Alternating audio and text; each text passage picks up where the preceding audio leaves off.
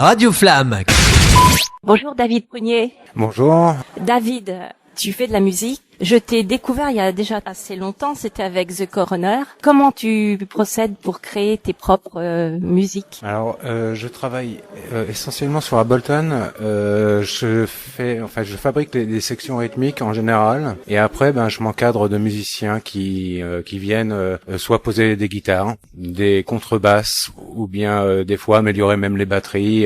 Par exemple, sur le dernier morceau Rockabilly, j'ai eu la chance d'avoir Adrien Mélingue qui est venu sur le morceau, et aussi Philippe Jeanne, aussi harmoniciste qu'on ne présente plus aussi dans la région, qui est venu aussi apporter sa petite touche sur le morceau Rockabilly Tupelo. Tu travailles toujours avec les mêmes artistes? Tu as des artistes fidèles qui t'accompagnent? Oui, il y a par exemple sur les textes, surtout en anglais, Nadège Le Tourneur qui vient faire des petits réglages. Sinon, Adrien que j'ai cité tout à l'heure, et puis Philippe Jeanne qui j'ai eu la gentillesse de venir poser son harmonica sur Tupelo. Sinon, ça m'arrive aussi de piocher.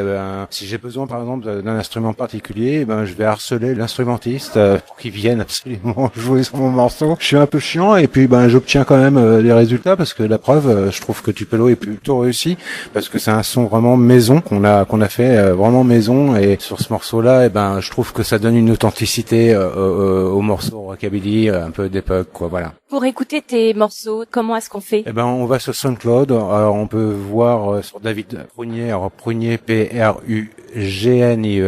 et aussi on peut trouver aussi sur YouTube pas mal de clips avec de différents thèmes que j'aborde. David, j'aime bien aussi voir tes clips, parce que entre nous, t'es aussi un peu acteur. Oui, ça m'arrive de temps en temps, enfin vraiment amateur. Mais dernièrement, oui, j'ai fait vigile, agent de sécurité pour la série Joseph qui va passer sur TF1 a priori au printemps. Ça m'arrive aussi de faire des petits courts-métrages pour les copains dans la région aussi, comme Shodan qui fait aussi pas mal de mes clips aussi, qui est souvent avec moi aussi, et j'ai la chance d'avoir vraiment une petite équipe autour de moi, vraiment. La roulette russe, c'était pas mal. Ouais, c'était Russian Roulette, oui. Morceau, et en plus triste, parce que ce morceau-là, le compositeur Franck Barré, et il a décidé de quitter ce monde juste après ce clip, donc c'est compliqué pour moi à chaque fois d'en parler, vraiment.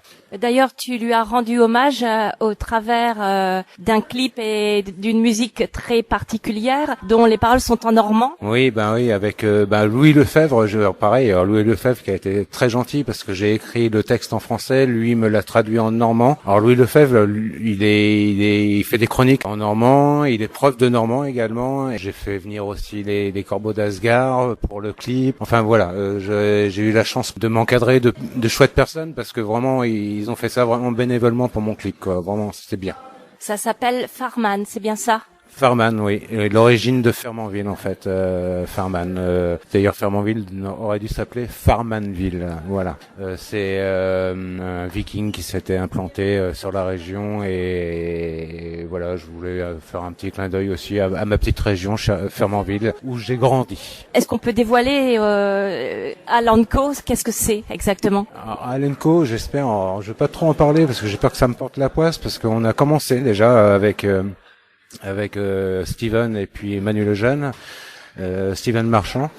On avait commencé un projet, et puis pour des petits pépins de santé, on a dû mettre en stand-by. Donc là, on va reprendre sur de l'électro-pop rock. Ça sera un projet complètement différent. On aura pas l'envie de faire danser un maximum de personnes sur nos concerts, quoi. Rockabilly, c'est du rock électro? Non, on reste dans l'authenticité. Rockabilly, c'est un hommage à Elvis Presley, donc forcément il y a de la contrebasse, il y a deux contrebasses, parce qu'il y a une contrebasse qui est slappée et une contrebasse qui avec des notes beaucoup plus rondes, et il y a plusieurs guitares, je crois qu'il y en a deux, mais je pense même qu'il y en a trois. Non, ça c'est vraiment un son qu'on a cherché plus dans l'authenticité, et puis quoi de mieux pour rendre hommage à Elvis Presley qu'un bon rockabilly, quoi. Tu joues de plusieurs instruments. David, tu es aussi la voix, le leader voix de ta musique. Alors moi je compose sur un contrôleur. Alors un contrôleur c'est comme un petit clavier maître. Ça permet moi ça me permet surtout de faire mes batteries après avec sur Ableton. Une fois que j'ai fabriqué mes batteries, je fais mes lignes de basse.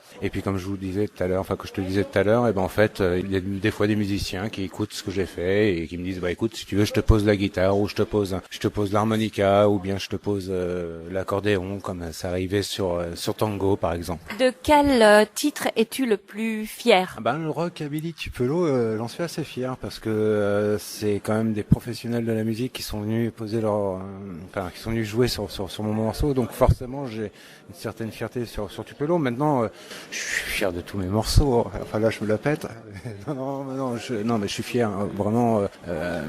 C'est mon petit bébé. Quand on crée un morceau avec Franck, il y a eu des moments avec Franck on a composé un petit peu à la chaîne, c'est-à-dire qu'en fait lui il m'envoyait un morceau et 2 jours plus tard il m'envoyait déjà 2 autres morceaux que j'avais pas eu le temps d'écrire sur le premier quoi. Donc là, j'ai dû écrire un peu en express à ce moment-là, donc je suis pas vraiment content du résultat, mais avec un recul aujourd'hui, pourquoi pas refaire vivre aussi ces morceaux en électro-pop rock, quoi, par exemple. Merci beaucoup, David Prunier, pour cette interview. Je t'en prie, Jade, c'était avec plaisir. Radio Flamme